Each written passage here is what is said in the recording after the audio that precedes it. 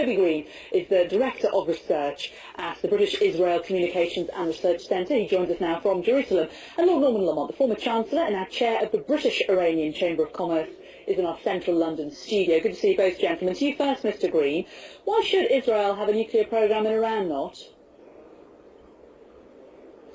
Well, Israel has a policy of nuclear ambiguity which has remained unchanged for over 40 years, so I don't think Israel's really the issue here. It's not the source of instability. Its nuclear program is not the source of instability, nor is it the threat to the non-proliferation regime. What you have in the case of Iran is a country which signed the non-proliferation treaty and then used a supposedly civil nuclear program as cover to build a secret, illegal, underground nuclear weapons program, and then it got caught. It got caught first in 2002 with an underground enrichment facility at Natanz and a secret plutonium reactor which it never told the IAEA anything about. And then it got caught again in 2009 with another secret enrichment facility built underneath a mountain at Fordow by Qom. So really it is Iran that is both a threat to regional security and the non-proliferation regime. And I think it's extremely important that a country that broke the rules so flagrantly can't be allowed to get away with it. Okay, let's bring in Lord Lamont now. I think than just... Sorry, let's just bring in Lord Lamont. We've heard reservations from Israel there. Given Iran's history, why should we trust them? Why should we trust that they're going to stick to this deal over the next 6 months? Well, the whole point of this deal is to stop Iran using its program to develop nuclear weapons. Iran has made substantial concessions here. It's going to shrink its program. It's going to not enrich above the 5% level. It's going to vastly reduce its stock of more highly enriched uranium, and it is going to submit itself to much more rigorous inspection, daily inspection, of two of the sites that have been most of concern to the West.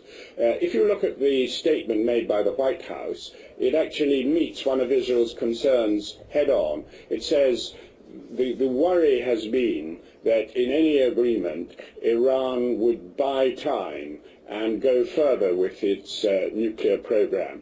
This deal prevents Iran going any further. It has to shrink its program, and there's going to be this very intrusive inspection as well. I believe that this is in the interest of Israel. And what Mr. Greene, what on earth is his alternative? Is he wanting to bomb Iran? Is he wanting to continue with this tense situation? I think common sense absolutely indicates that this is the right thing to do.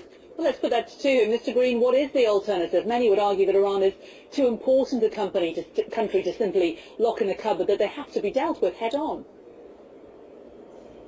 No, there is absolutely no doubt that a diplomatic solution is the best way to resolve this issue. And of course, this is just an interim deal, and the real test will be in 6 months' time.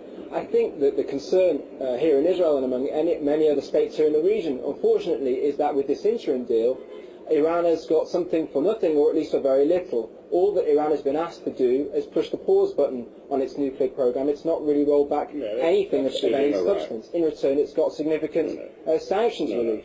And I think that the concern is that the crack in the wall of sanctions that has been breached. Let's just bring in Lord Lamont there. That's a fair point, isn't it? Do you think the West hasn't asked for enough of Iran here, Lord Lamont? No, Iran has made very large concessions, and the main sanctions are remaining in force, the ones that really hurt. Oil sanctions, banking sanctions, dealing with the central bank of Iran. They've made a few concessions that are worth, according to the White House, about $7 billion. But on the other side, Iran is going to be penalized to the tune of $30 billion by the continuing sanctions. So Iran hasn't got much out of this. It all depends, as Mr. Greene says, what happens in the interim stage. A final solution will be attempted, and it will be very difficult to get it after 6 months, when people have been able to see whether Iran has kept its word. I think Israel is doing itself enormous harm. I speak as someone who's been a supporter of Israel over the years. They really must get out of this attitude of just saying that the Iranian program must be dismantled completely. Even Mr. Barak, the former Prime Minister, said Iran is not an existential threat to Israel. And as you said at the beginning, Israel has nuclear weapons, according to President Carter, 200 warheads. Really, we ought to take a more sensible approach to this. Toby Greene, there are, of course, hardliners in Iran, but there are also moderates, there are also pragmatists.